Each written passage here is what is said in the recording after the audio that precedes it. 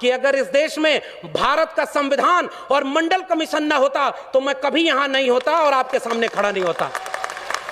तो जिस सीढ़ी से चलकर मैं आया हूं वो सीढ़ी मेरी आंखों के सामने तोड़ी जा रही है, और मंच पर आकर के मैं आपसे तालियां बजवाने के लिए वो बात कहूं कि सब लोग खुश हो जाएं और कल को मुझे वाइस चांसलर बना दें, वो वाइस चांसलरी किस काम की है कि कल वापस जाके जब मेरे लोग मुझसे पूछेंगे मेरी नौकरी बर्बाद हो गई, शिक्षा बर्बाद हो गई, रोजगार बर्बाद हो गया, तुम उन लोगों के साथ बैठ करके कह रहे थे जय भीम जय मंडल। ये सबसे बड़ा खतरा है। उन लोगों को पहचानिए जो आपके वैचारिक दुश्मन हैं। मैं ओबीसी समाज से आता हूं और मैं ओबीसी समाज को एक शिकायत करता हूं। इस देश में ज्योतिबा फूले माली जाति से आते थे, ओबीसी थे। डॉक्टर अंबेडकर ने उन्हें अपना तीसरा गुरु बनाया था। शाहू जी महाराज ओबीसी जाति के थे। पेरियार चरवाहा समाज के थे। ओबीसी घरों में इनकी तस्वीरें नहीं है। शिवदयाल सिंह चौरसिया 1928 में बिहार में और उत्तर प्रदेश में आदि हिंदू सभा बनाए, और जब हिंदू लोगों ब्राह्मणों के पास गए और उनसे कहे कि मैंने आदि हिंदू सभा बनाया है, इसकी मेंबरशिप ले लो, तो ब्राह्मणों ने कहा हम हिंदू थोड़े ही हैं, हम तो आर्य हैं। तब चौरसिया साहब खड़े हुए और उन्होंने वो पर्चा फाड़ के कहा जब तुम हिंदू हम हिंदू, हम तो ये समझते थे दोनों एक हैं, और जब तुम हिंदू नहीं तो हम भी हिंदू नहीं। और उन्होंने उसका नाम बदल कर कहा depressed classes league, backward classes league. 1948 में उसका लखनऊ में सेमिनार कराया और उसकी अध्यक्षता करने के लिए पेरियार और डॉक्टर अंबेडकर को बुलाया, तब जाके बहुजन एका बनी थी। बस खतरा यह है कि उन लोगों को पढ़ने नहीं दिया गया। पनवाड़ी घरों में शिवदयाल सिंह चौरसिया का नाम नहीं है। मेरे अपने यादव घरों में पेरियार ललई सिंह यादव का नाम नहीं है। पेरियार ललई सिंह यादव ने क्या कहा था, मैं उनकी बात कह के रहा हूं। बलिदान न सिंह का होते सुना, बकरे बलिवेदी पर लाए गए, न काटे टेढ़े पादप गए, सीधों पर आरे चलाए गए, विषधारी को दूध पिलाया गया, विषहीन सदा तड़पाए गए। ये कहा था पेरियार ललई सिंह यादव ने।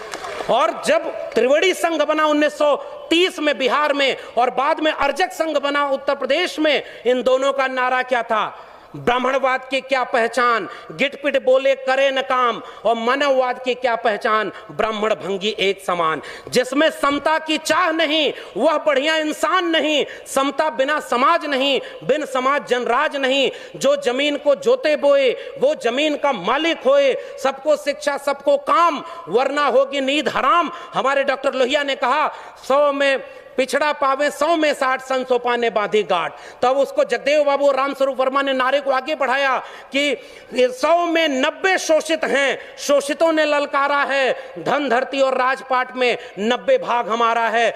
10 का शासन 90 पर नहीं चलेगा, नहीं चलेगा। जो जमीन को जोते बये वो जमीन का मालिक होए, और राष्ट्रपति हो या भंगी की संतान, सबको शिक्षा एक समान, सबको शिक्षा सबको काम, वरना होगी नींद हराम। और सबको शिक्षा दे न सके जो, वो सरकार निकम्मी है, और जो सरकार निकम्मी है वो सरकार बदलनी है। आप नेताओं के गुलाम बन गए इसलिए क्योंकि आप एकजुट नहीं रहे। अचानक कोई नेता आके कहता है कि आप चलो हिंदू धर्म खतरे में है, अरे उससे रोक के पूछिए हमारा स्कूल और विश्वविद्यालय खतरे में है, तब तुम क्यों नहीं आए? मेरी नौकरी कोरोना में चली गई, तब तुम क्यों नहीं आए? हमारी अर्थव्यवस्था डूब गई, तब तुम क्यों नहीं आए? और 85% हिंदू तब बनाते हो जब मुसलमानों के खिलाफ दंगा कराना होता है। और उसके बाद दलित महिला थी, सुनिए, दलित महिला थी उत्तराखंड में, खाना बनाकर स्कूल के बच्चों को खिलाती थी, और दलित महिला की जाति देखकर सवर्ण बच्चों ने कहा हम खाना नहीं खाएंगे। तब हिंदू धर्म खतरे में क्यों नहीं आया? यह मेरा सवाल है। उस महिला की जाति देखते हो क्योंकि वो दलित है इसलिए हम खाएंगे नहीं? पूछिए उन लोगों से 2 अप्रैल के भारत बंद के दिन वो लोग कहां थे जो केंद्र से लेकर के राज्य में सत्ता में बैठे थे और दलित सीटों पर चुन करके गए थे? पूछिए उन लोगों से 13 पॉइंट रोस्टर आया तो वो कहां थे? पूछिए उन लोगों से नई शिक्षा नीति के नाम पर जब सब बेचा जा रहा है, और आज आप कह रहे हो पाकिस्तान कब्रिस्तान। इस देश में हिंदू मुस्लिम की आग तब लगाई जाएगी जब दलित पिछड़े आदिवासी बच्चे अपनी शिक्षा और रोजगार और स्वास्थ्य की बात करेंगे। आज इस देश में एक दलित को राष्ट्रपति बना दिया गया और हाथरस में बेटी को पेट्रोल डाल के जला दिया, तब उस राष्ट्रपति की क्यों जय जवान खोली? यह सच पूछना जरूरी है। और आपने मुझे आमंत्रित करने का जोखिम लिया था, मैं अपना काम करके जा रहा हूं।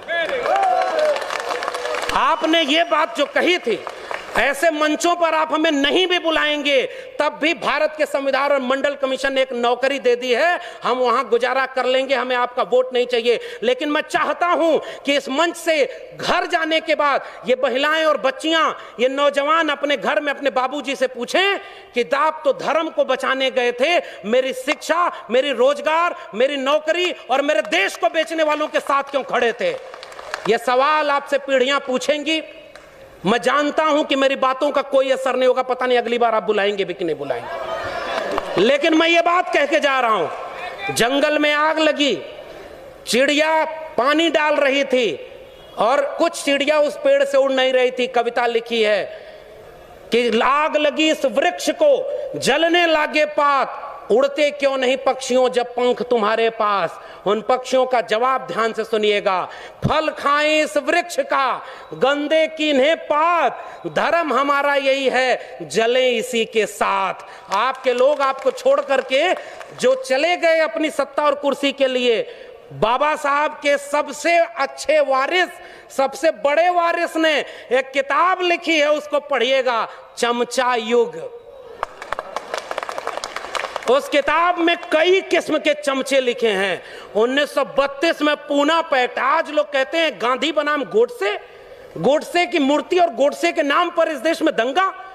बाबा साहब ने कहा, और यह बात हमें समझनी चाहिए, अपने पुरखों का केवल नाम लेके फोटो पर माला चढ़ा रहे हैं, नौजवानों की पीढ़ी को समझाइए, नहीं तो कल को आज रामायण देख रहा है टीवी पर, कल राम मंदिर बनवाने चला जाएगा, आपका घर लुट जाएगा, वहां आप खड़े हैं। तब डॉक्टर अंबेडकर रोए थे, पूना पैक्ट जब करके आए। गांधी को 3 गोलियां मारी थी उन लोगों ने जो आज शासन कर रहे हैं। वो हमसे कहते हैं हमारे पुरखे ने गांधी की जान बचाई है, उन्होंने 3-3 गोलियां गांधी के सीने में मारी है, हम वो लोग हैं। और आखिरी बात कह के जा रहा हूं, इस देश में बहस चला रही है ये गांधी बनाम गोडसे, आप गांधी के साथ हैं कि गोडसे के साथ हैं? मैं कहता हूं गांधी बनाम गोडसे में हम गांधी की हत्या करने वाले नहीं, गांधी का जीवन बचाने वाले डॉक्टर अंबेडकर के साथ हैं। पेरियार ईवी रामास्वामी नायकर और गांधी की बहस में हम पेरियार के साथ हैं, भगत सिंह और गांधी की बहस में हम भगत सिंह के साथ हैं। हम डॉक्टर अंबेडकर और गांधी की बहस में गांधी की नहीं डॉक्टर अंबेडकर के साथ हैं, और गांधी और लोहिया की बहस में हम लोहिया के साथ हैं। ये हमारी विरासत है। आने वाली पीढ़ियां हमसे पूछेंगी साहब कि जब देश लुट रहा था, आपके बच्चों का भविष्य बर्बाद किया जा रहा था, दंगाई बनाया जा रहा था, तब आप